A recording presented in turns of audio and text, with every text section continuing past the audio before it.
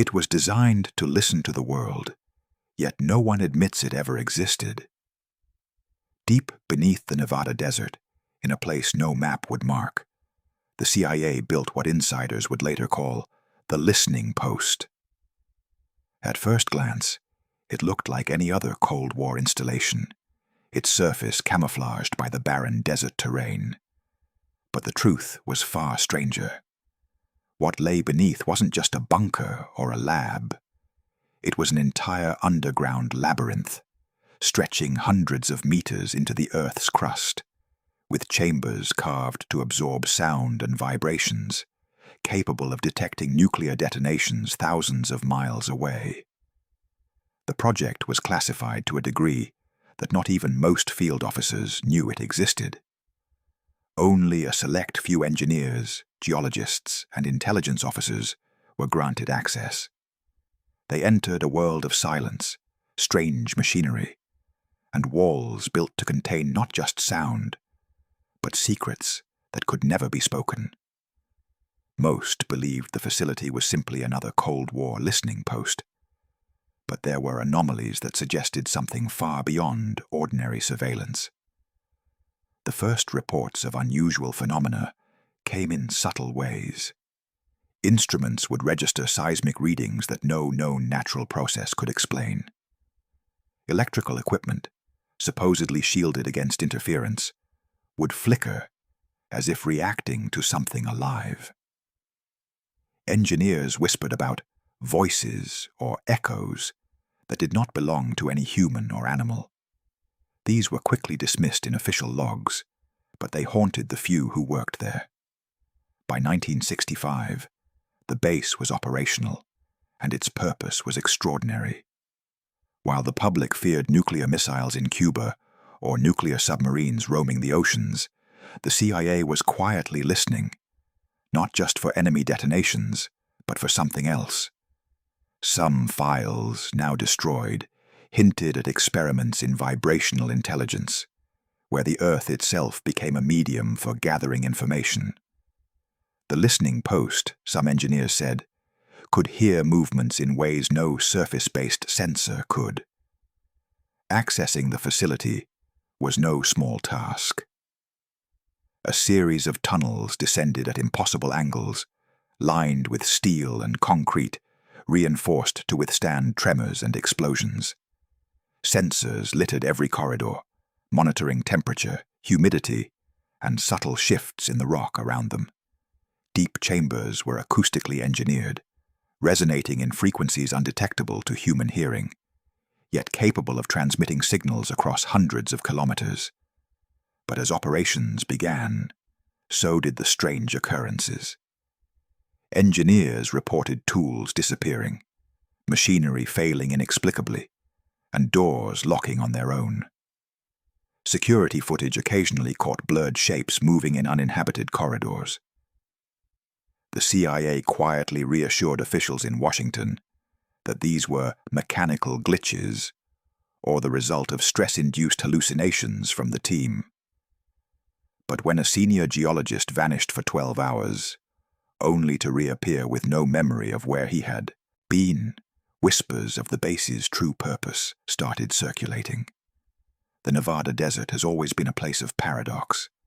Scorching heat during the day, freezing nights, and silence so deep it becomes oppressive. Within the listening post, this paradox was magnified tenfold. Men and women who entered its depths often spoke of time feeling distorted. Clocks ran slower or faster. Some swore they heard distant conversations from decades past, emanating from walls that had never been painted or wired. By 1969, the listening post was fully operational, and the anomalies intensified.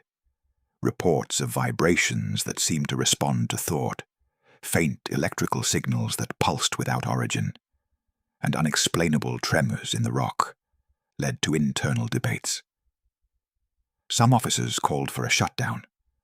Others insisted the anomalies were part of the project, proof it was working beyond conventional limits. Then, abruptly, the project went silent. No official reason was ever given. Employees were reassigned or quietly retired. All public records labeled the base decommissioned and erased nearly every trace of its existence. Yet, when satellite imagery decades later revealed subtle depressions in the desert floor, and local legends spoke of strange humming and lights at night, those who had worked there whispered one chilling possibility. The listening post had never truly gone offline. And now, 50 years later, buried deeper than any human eye has seen, the question remains: what is still listening beneath Nevada, and who, or what, is answering back? The deeper you dig, the less the earth seems like solid ground. After the official shutdown, most believed the Nevada listening post was abandoned, an artifact of Cold War paranoia. But the few who had survived its depths knew otherwise. Hidden chambers, sealed with reinforced blast doors, still hummed with energy. Equipment thought dismantled continued to pulse with faint, inexplicable signals. The base was not empty. By the early 1970s, retired engineers and covert field officers began whispering about anomalies that defied physics. Geiger counters would spike without radiation sources. Vibration detectors reacted to no measurable movement. Some claimed the rock itself seemed aware, subtly shifting underfoot. And in one of the deepest chambers, a massive cylindrical structure, its purpose classified, sat untouched. When one technician peeked inside, he swore he heard rhythmic pulses resembling a heartbeat. The CIA had intended the listening post to be a networked listening hub, capable of triangulating sounds from thousands of miles away. But something had exceeded their calculations. Seismic waves bounced back in patterns that suggested an intelligence beyond comprehension. When analysis of the acoustic recordings was attempted, strange artifacts appeared, patterns resembling coded messages, yet no known agency claimed them. It was as if the Earth had become a hidden transmitter, speaking in a language only the listening post could decode. Inside the tunnels, time behaved strangely. Operators described shifts in perception. Minutes felt like hours, footsteps echoed in impossible sequences, and lights flickered even when power lines were disconnected. A group of geologists reported a phenomenon where their own voices returned distorted, speaking things they had never said aloud. Some refused to enter the base again, citing an intangible presence that seemed to anticipate their every move. Meanwhile, external observations raised more questions than answers. Satellite imagery and aerial reconnaissance suggested minor shifts in the desert's surface, tiny depressions forming and disappearing overnight. Local ranchers reported hearing low-frequency hums that rattled windows yet seemed to have no origin. The CIA dismissed these as natural phenomena or misidentifications, but internal memos revealed mounting unease among top brass. The project had grown beyond their control. By 1974, whispers circulated about Project Echo, an off-the-record initiative using the listening post to intercept signals the world didn't know existed. Some claimed it was intelligence on Soviet nuclear tests. Others suggested more extraordinary possibilities, an attempt to tap into the very vibrations of the Earth, to hear events before they happened. Personnel familiar with the project avoided documentation, fearing the consequences if even a shred of information reached the wrong hands. Then came the unexplained power surges. Entire sections of the tunnels would light up, then go dead within minutes. Communication lines, severed and reconnected years earlier, transmitted garbled messages in bursts of static. Engineers assigned to inspect the anomalies reported sensations of vertigo, hearing whispers in languages they didn't know. When one officer attempted to map the affected areas, his instruments refused to register correctly, as if the base itself resisted observation. Despite the CIA's best efforts to suppress knowledge, rumors leaked. Former operatives spoke of secret retrieval missions, teams entering the tunnels long after official closure, returning with strange devices, notebooks full of incomprehensible symbols, and sometimes nothing at all. One engineer's journal, smuggled out under threat of imprisonment, described corridors that seemed to reconfigure themselves, shifting like a living organism. And as the desert night swallowed the listening post, one question lingered in every whispered conversation. If the base was never truly empty, what, or who, was still awake in the depths beneath Nevada? The more you listen, the less you understand what is speaking. By the mid-1970s, the Nevada listening post had transcended the expectations of even its creators. What was meant to be a facility for detecting Soviet nuclear detonations had become something else entirely. A complex network of corridors, chambers, and subterranean machinery that seemed to pulse with life. Those who had returned from its deepest reaches spoke in hushed tones of experiences that defied explanation. Corridors that seemed to lengthen overnight.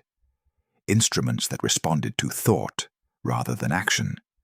And low-frequency vibrations that resonated through the skull, leaving operators disoriented. Inside the deepest levels, engineers discovered a chamber unlike any other.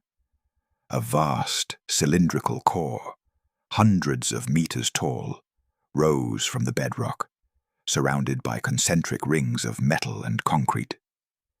Sensors attached to its surface recorded oscillations that were perfectly rhythmic, yet utterly alien in origin. The core emitted a faint electromagnetic hum, so subtle it could be heard only through specialized listening equipment. One technician, a seismologist brought in to study the vibrations, described the sensation as standing inside the heartbeat of the Earth itself. Officially, the CIA had no records of this chamber. In fact, most reports labeled the deepest levels as restricted access, structural storage only. But those who had descended past the outer corridors whispered that the core was used for experimental listening, beyond conventional sound or seismic waves, into realms the engineers could barely quantify. Attempts to replicate its readings outside the base consistently failed, and the original blueprints had vanished from all archives. Strange occurrences began to escalate. One night, a senior officer reported seeing shadows move independently of the base's lighting, stretching impossibly along walls and ceilings. A pair of technicians heard whispers in the corridors, first indistinct murmurs, then recognizable phrases, sometimes even their own names. When they attempted to retrace their steps, doors had shifted positions, and hallways they had mapped the day before led to new chambers that had not existed before. Rumors surfaced of covert operations within the post, missions so secret they were removed from personnel logs. Some officers were sent deep into the base to investigate the core, returning hours or days later with fragmented memories, unable to explain what they had seen. A few vanished entirely, leaving only abandoned equipment behind. One recovered notebook contained meticulous sketches of the chamber's interior, but the patterns were incomprehensible. Diagrams that seemed to map not space, but a form of communication or code embedded in the vibrations themselves. The secrecy surrounding the project fueled speculation. Former operatives hinted that the core might have been used not only to listen, but to probe the Earth for patterns, geophysical events, seismic anomalies, even human activity, using a method that skirted the boundaries of physics. Some suggested it was an early attempt at predictive surveillance, detecting enemy actions before they occurred. Others whispered darker possibilities, experiments intended to manipulate those vibrations, influencing the thoughts or emotions of anyone above ground. A subtle psychological weapon encoded in the Earth's own tremors.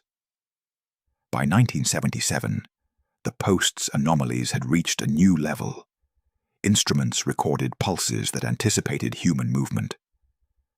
Operators began to notice synchronized changes in multiple rooms simultaneously, as if the base itself was aware of their presence. Logs showed fluctuating power spikes with no discernible source, and environmental sensors indicated microclimate shifts, sudden drops in temperature, pockets of high humidity, confined entirely within the tunnels. Attempts to remove devices from the chambers resulted in immediate failure. Electronics would short-circuit, as if the base rejected their extraction. One particularly harrowing incident involved a geophysicist named Marcus Levin. Levin had been brought in to analyze the core's oscillations. Alone, he descended into the deepest chamber with only a portable sensor array. Hours later, when he re-emerged, he could not recall the purpose of his mission or the steps he had taken. His notes, recovered intact, contained cryptic phrases. The walls breathe. Echoes answer. Movement is expected. Levin refused to return, claiming the base spoke in riddles that could drive a person mad. By this stage, Washington had taken notice. Top-level officials ordered an investigation. But by then, access had become dangerously restricted.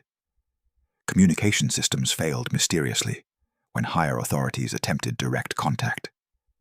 Reconnaissance drones experienced inexplicable failures when hovering above the facility. It became clear the listening post had developed a form of autonomous operation far beyond its designer's original intent. Even decades later, analysts reviewing satellite images noted subtle changes in the terrain above the post. Minor depressions appeared and vanished, arranged in patterns too precise to be natural. On nights with little wind, a low hum could sometimes be detected across the desert, a vibration that local residents described as the sound of something thinking. Despite repeated denials, internal CIA memos hinted that no one fully understood the extent of what had been created beneath Nevada. The paradox remained. The base was built to monitor the world, yet it seemed the world, or perhaps something else, was now monitoring those within it. Every attempt to enter or measure the deepest sections triggered unexpected reactions, as if the listening post had evolved into something that was listening back. And now, as the desert sun set over Nevada, one truth became impossible to ignore. Whatever power the listening post held, it had survived beyond human control, and it was still waiting for the next listener to descend. The more secrets we bury, the louder they echo. By the late 1970s, the Nevada listening post had become more than a secret facility. It had transformed into a legend, whispered among operatives and scientists. Even the CIA's top brass, who once hailed it as a triumph of surveillance technology, began to fear it. Reports described phenomena that defied every law of physics known to humanity, corridors that seemed to stretch and twist in impossible ways, machinery that operated on its own, and vibrations that responded to the presence of humans long before they entered a room.